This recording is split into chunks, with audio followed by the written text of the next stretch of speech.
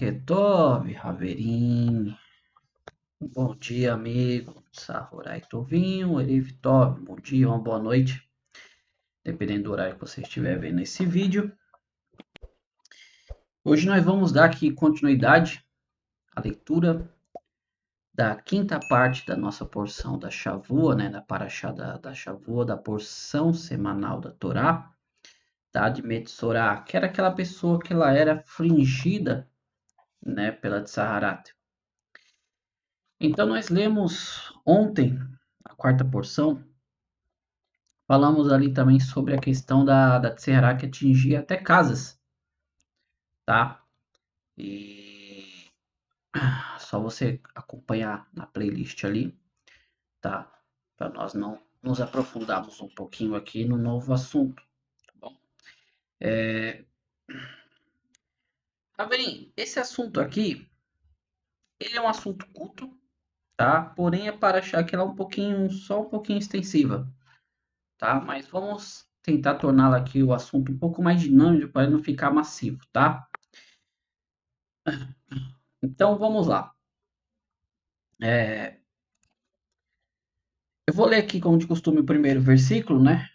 Em hebraico, a gente já vai traduzindo e depois vai traduzindo aqui todo, lendo aqui todo em português, tá bom? Nós vamos ler aqui o capítulo 14 do livro de Levítico, né? Vaikra. Vamos começar aqui a partir do versículo 54, que ele diz assim, né? Zot HaTorah, que o caso, esta é a lei, né? Zot HaTorah lechol negar haratzat, ou seja, esta é a lei, né, de toda a mancha de haratzat, de todo aquele que tem, né, haratzat, né?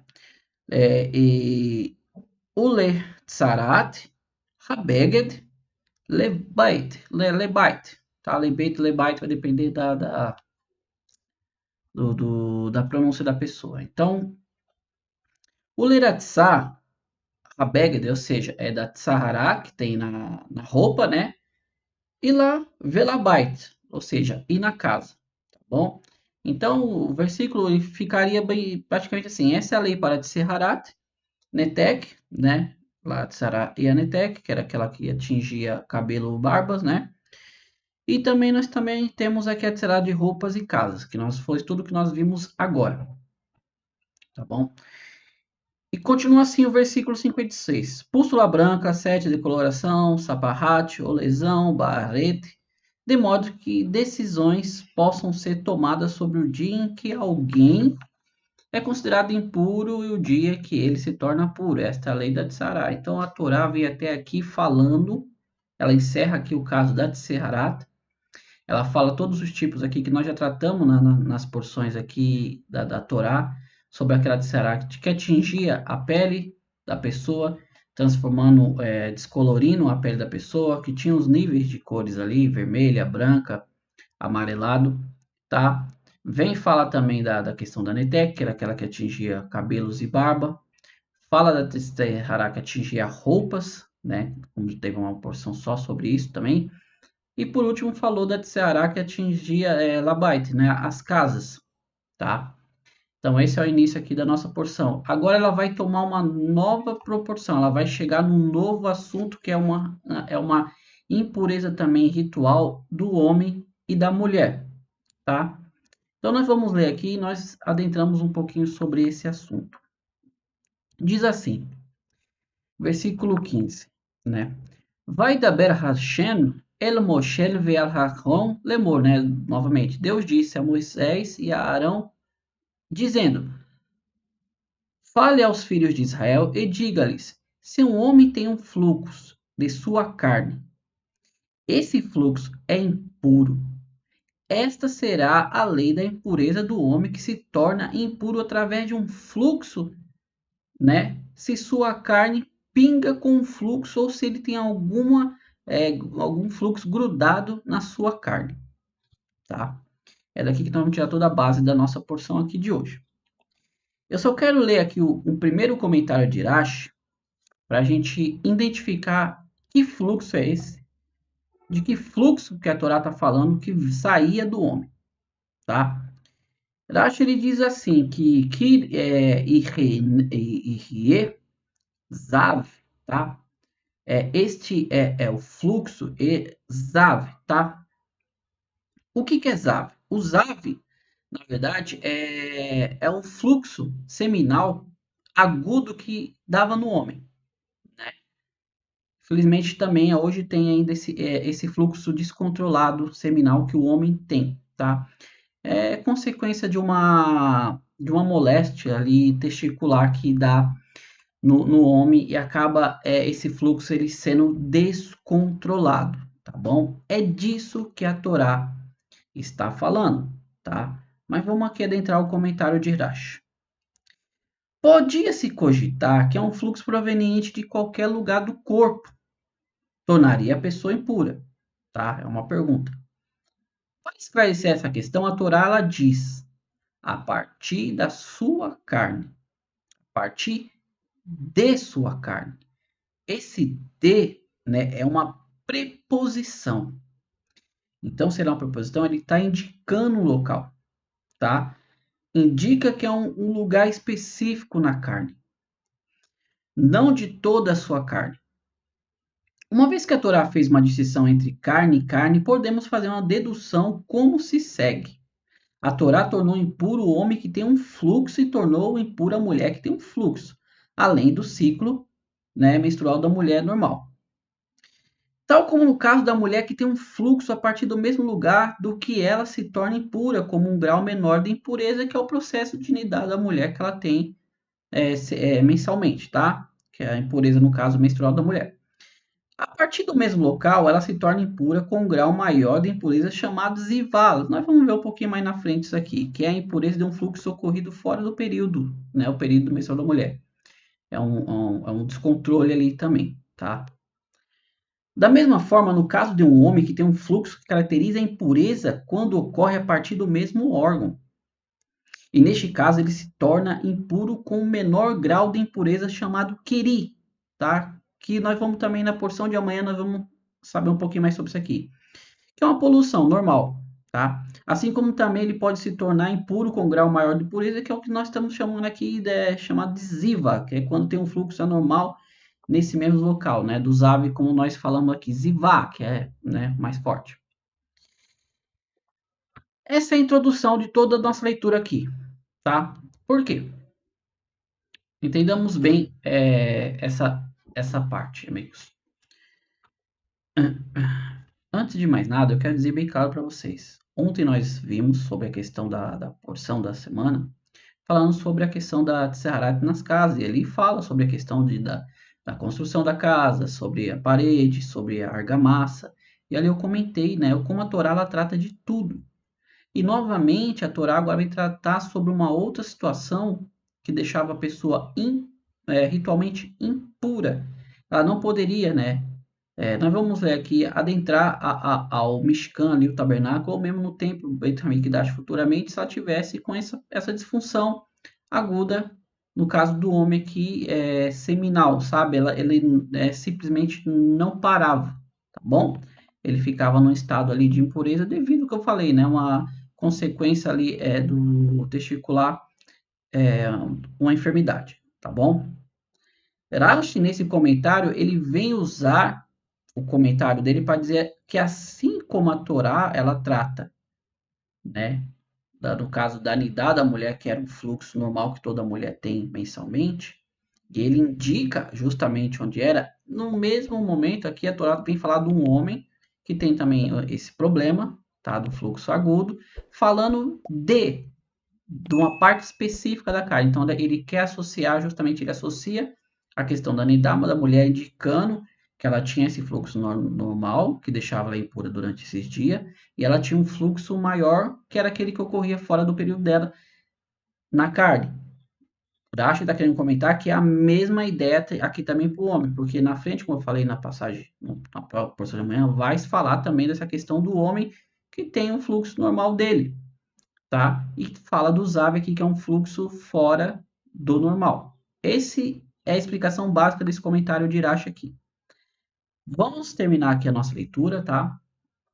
para a gente entender, no caso aqui, o que sucedia quando o homem ele tinha esse fluxo descontrolado seminal, tá bom? Qualquer cama sobre o qual o homem com fluxo deita ficará impura. Então, se ele deitou sobre uma cama e ele tem esse fluxo que não para, está impura. E qualquer objeto sobre o qual ele se assentar, tá? Ficará impuro também. Se uma pessoa tocar a sua cama, ela deve lavar suas roupas e banhar seu corpo em água, né? No mikve, permanecer impura até anoitecer.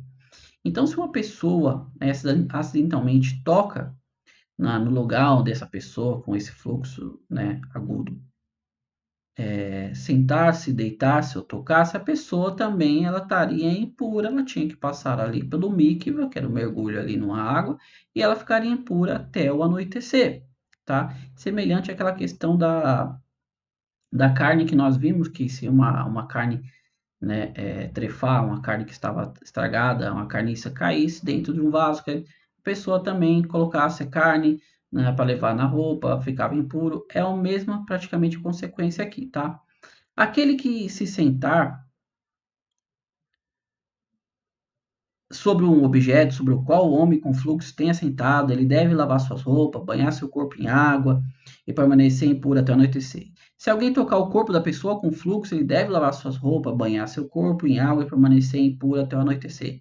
Eu acho que esses versículos aqui eles são bem fáceis de entender. Então, se a pessoa também toca, ela está impura na pessoa, tá? Se a saliva de um homem com fluxo entrar em contato com uma pessoa pura, ele deve lavar suas roupas e banhar seu corpo em água e permanecer impuro até a noite. Então, se porventura a saliva dessa pessoa tocasse alguém, tocasse a roupa, ele tem que se lavar, tá? Porque é uma enfermidade, tá? É uma enfermidade e nós sabemos que partes do nosso corpo, com o caso como a saliva, ela trazem, né? Se for alguma coisa contagiosa, Deus nos livre, tá? Mas aqui tá, a Torá está tratando de algo ritualmente impuro, tá bom? Toda a cela de montaria sobre a qual a pessoa com fluxo montar ficará impura. Aquele que tocar em algo que tem estado sobre ele ficará impuro até anoitecer. Aquele que carrega deve lavar suas roupas, banhar seu corpo em água e permanecer impuro até anoitecer. Qualquer um que for tocado por um homem cujo fluxo que não tenha lavado as suas mãos deve lavar suas roupas e banhar seu corpo em água e permanecer impuro até o anoitecer. Aqui eu acho que ele traz um comentário interessante porque que fala que aquele que não tenha lavado as mãos até ele emergir-se no mikve para retirar a sua impureza, e mesmo se já parou de sair o fluxo e ele contou os 7 dias e só falta essa menção no mikve, ele impurifica em todos os aspectos da sua impureza, porque nós sabemos que a lavagem das mãos, Netilat Yadayim, é para tirar uma impureza ritual.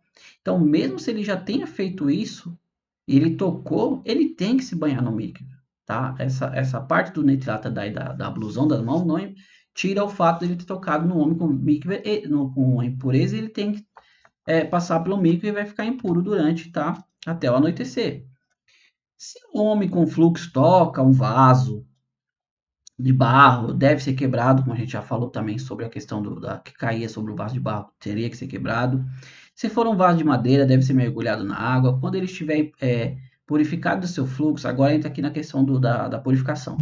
Quando ele estiver purificado do seu fluxo, ele deve contar 7 dias para a sua purificação. Então, parou o fluxo, ele espera 7 dias e conta para ver se não vai voltar aquela disfunção que ele estava tendo. Ele deve lavar suas roupas e banhar o seu corpo em água de uma fonte e ele estará puro.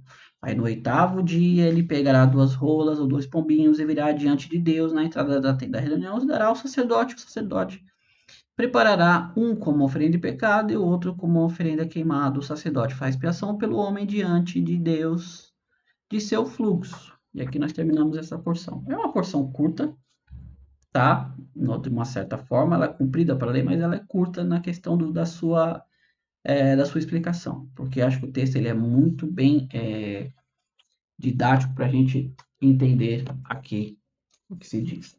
Então essa é a impureza ritual que tinha no homem, tá? Que ele tinha um descontrole agudo ali de emissão seminal, tá? Consequência ali de uma enfermidade possivelmente testicular, tá bom? E deixava ele impuro, ritualmente. Não poderia entrar no templo, tudo que ele tocava se tornava impuro, tá? Pessoas que tocavam nele se tornavam impuro, ele não poderia se apresentar ali perante ali dentro do mexicano do pátio, porque ele estava ritualmente puro. No final aqui da nossa porção, ele tinha que levar, né, ali as 2 rolinhas para fazer aquele sacrifício, um pelo pecado e o outro pela elevação, né, para aquela, aquela oferenda de olá, que era consumida toda, tá? Então, meus amigos, essa parte da Paraxá, ela é consequência daquilo que nós já lemos quando eu falei sobre a questão das enfermidades espirituais, tá? Você vê que ele traz uma oferenda pelo pecado e depois uma de agradecimento a Deus, tá? Então, no que ele pecou? No que ele errou? Assim como a Tsarat, ela vinha da maledicência Lashon Hará, também no homem poderia ser algo que ele havia feito. Então veio essa enfermidade sobre ele. Então por isso ele tinha que colocar ali uma oferenda, trazer uma oferenda sobre pecado também, tá? Amigos, não vamos nos estender muito no assunto, porque amanhã ainda pega uma partezinha desse assunto para entrar no assunto da mulher, tá bom? Mas eu espero que tenha ficado entendido aqui do que se trataria, do que se trata, né? Essa impureza que vinha do homem, tá? Bem simples, é, como é que eu posso dizer? É uma enfermidade que acometia o homem, a qual o seu fluxo seminal ele ficava ali agudo sem parar, tá bom? Então, mais uma vez, eu quero agradecer você que chegou aqui nesse canal, mais uma vez, tá vendo esse vídeo? Se inscreva, deixa um like, compartilhe se esse assunto para você, ele é relativamente interessante, tá? Pode ser para outras pessoas, tá bom? Mais uma vez, eu agradeço a você que já está inscrito, que está acompanhando os vídeos aqui, tá? E mais uma vez, Todarabá, amigos, muito obrigado. E como eu sempre digo aqui, Mashiach Now, que Mashiach venha hoje, que Mashiach se revele hoje, para conjuntamente nós estarmos com ele lá em Jerusalém, acabar todas essas guerras, essas brigas, essas intrigas, essas diferenças, tá? E agora com Pessa chegando segunda-feira à noite, nós possamos comemorar também em Jerusalém, juntamente com Mashiach, tá? Porque assim como a redenção para o povo de Israel veio em Nissan, quando Moshe tirou o povo judeu ali do Egito, que também o Mashiach possa se revelar juntamente nesse mês de Nissan, que é um mês cheio de milagres, né, que aconteceram, e que o Mashiach possa também nos tirar desse exílio, né, da Galut e nos levar ali para Geulah, para redenção, tá bom? Mais uma vez, Torarabá, amigos. Bekol Tov, tudo de bom. Nos vemos amanhã. Se assim Hashem quiser, estaremos aqui novamente com a sexta parte da porção de Metsorá. Tá? Torarabá e Hitraot. Fiquem com Deus. Tchau, tchau.